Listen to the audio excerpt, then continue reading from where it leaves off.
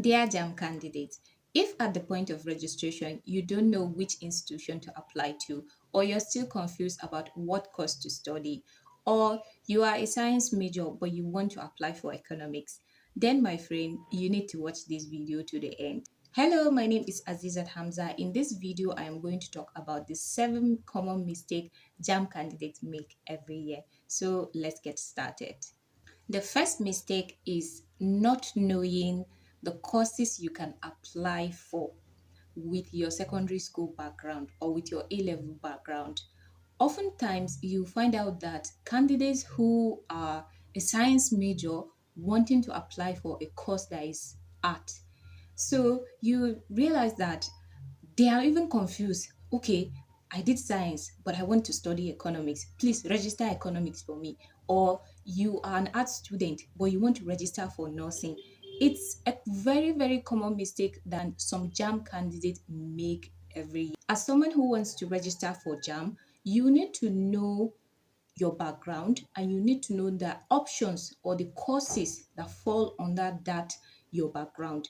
If you are a science major, that is in your secondary school, you are a science student and you register for science courses during your WAEC or your NICO or NAPTEP or any exam, then you should know that you don't have the uh, chance to apply for an art course. You cannot change that okay, I want to now apply for mass communication while you are a science major in your secondary school. So don't make that mistake.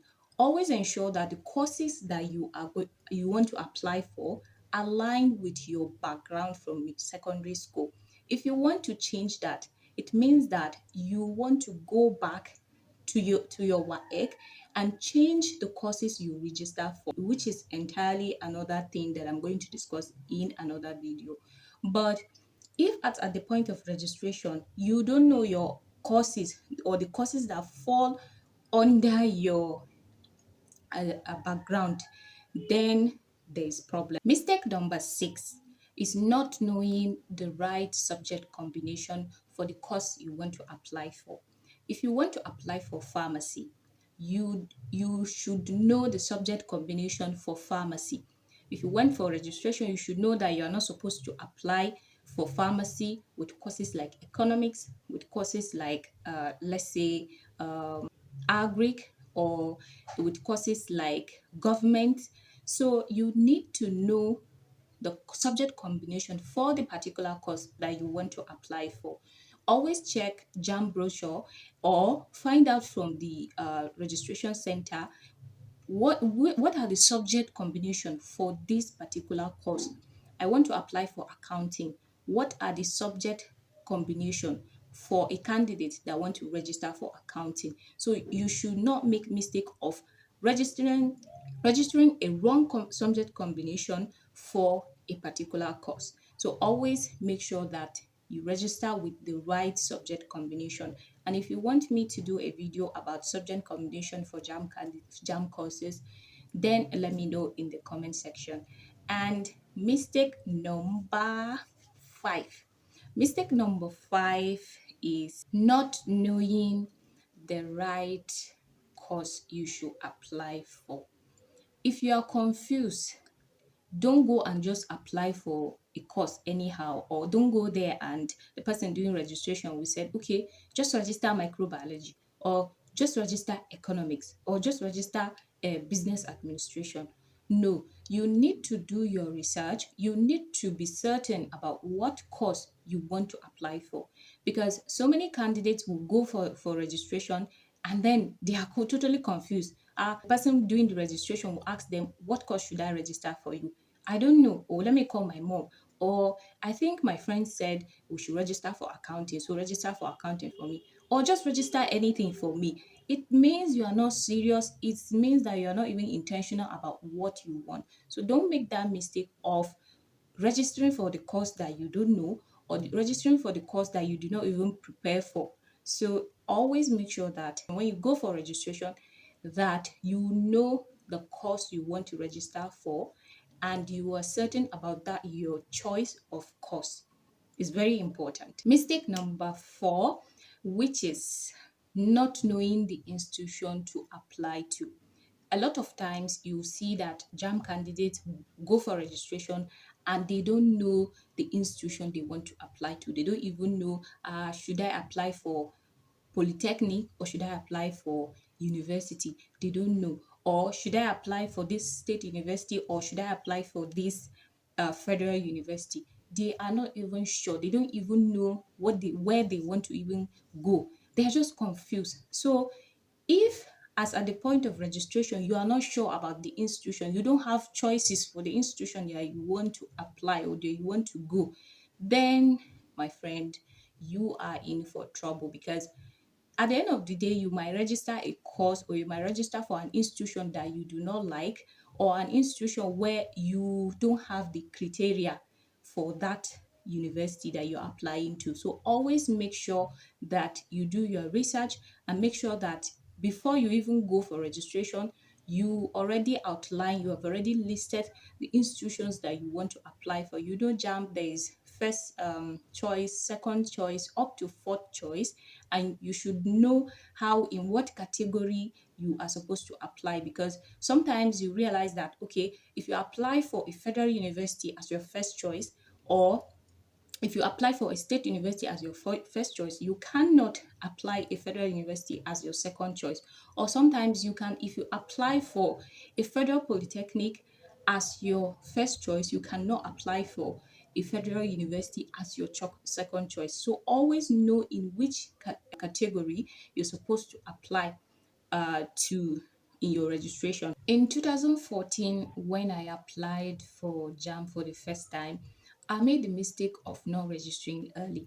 I think I registered on the last day of registration, and because of that, I was posted to a JAMB center that is very far away from where I was staying. Some candidates make the mistake of not registering early, partially because they don't have the fee. If you do not register early, there's a very high possibility that you are not going to get a very good center, or you're going to be posted to a center that is far away from you, which will give you tough time because of transportation and all that. So always make sure that you register for your JAMB early. You register for your UTME early. As soon as registration starts, don't wait till the last week. Don't wait till the last day before you register for your JAMB. Some candidates are very, very funny. You realize that someone will just take his father's NIN or his brother's NIN and take it to registration for his or her UTME registration. And for a very long time now, I think for the past couple of years now, JAMB is using the NIN as a means of generating the profile of their candidate. So if you are taking your father's NIN or you are taking your brother's NIN, it means that you want to register for your father or you want to register for your brother. So don't make that mistake. Always make sure that you have your NIN. If you don't have your NIN, make sure that you first do your NIN and get that NIN number before you proceed for your UTME registration. Because eventually, if you use another person's NIN, that person's profile is what JAMB will generate, not your profile. So don't make that mistake again. Another mistake is not concentrating on the registration. At the point of registration, you realize that some candidates they will not just they will not be focused, and then, or they will just allow the person doing the registration to just be filling things for them anyhow. And or if they ask them anything, I don't know. So then the person doing the registration will just register for them anyhow. They will just register the course for them. They will also register for the institution for them, because you are not giving them the information. So what's left for them is just to do it on their own, which is going to affect you in the long run. So always make sure that you're focused. I think most JAM registration centers usually have dual screen, where you'll be seeing what the person registering is entering, so that you quickly correct them if you notice any mistake. In 2015, when I registered for my second JAMB, I made that mistake, and at the end of the day, I have to pay a fee for correction of name, because the person doing the registration end up typing a wrong name for me, end up making mistake on my name. So I have to pay the penalty by paying a fee for change of name, for correction of name. And at that time, they are not using NIN, so there's nothing like, it's manual. There's nothing like they are generating your profile from NIN. So don't make that mistake of not concentrating at the point of registration, so that they will not make a mistake that you end up paying for extra fee for correction of name, or correction of institution, or change of institution, or change of course, and all that. Always make sure that you focus at what the person is doing. Be attentive and know that everything that person is entering is correct. Number one mistake. This one is very big. A lot of JAMB candidates make that mistake every year, because you just go that, okay, I've registered for JAMB, that's all. I'm just waiting for the day of exam, and I'll just go and do my exam, and that is it. You're not supposed to go and just relax after registration. You're not supposed to wait till 2 or 3 days before the exam before you start reading. You have to start reading even before registration. And at the point of registration, after you successfully register for your UTME exam, that waiting period before that exam, you're supposed to be reading, you're supposed to be revising, you're supposed to be using the JAMB syllabus, using the JAMB past question and answers as your guide to read. You're supposed to even go back to your secondary school notes and brush through. So you have to give yourself ample time for reading. You are not supposed to just say, no, I finished registration, I've read for my WAEC, so I'm not going to read. Or I'm very good in my secondary school, I'm not going to read again, I'm going to pass. No, you're not supposed to just sit down and wait till just few days before exam before you start reading, or even not reading at all. Because some candidates, they will not even read at all. They'll just say, JAM is luck, JAM is luck, so I'm just going to try my luck. If it is luck, please don't even bother registering, because that luck will shock you when you get 140 as your score. So always make sure that after registration, you give yourself time for reading, for revising, and especially use JAM syllabus, use JAM past questions for as your reading guide, because that is what is going to help you in the long run. Except if you are okay with 120 score, then you don't have to read again. But if you want to get a good score, then definitely you're supposed to read and read and read and read till the day of exam. You're not supposed to wait till just few days before the exam before you now start reading.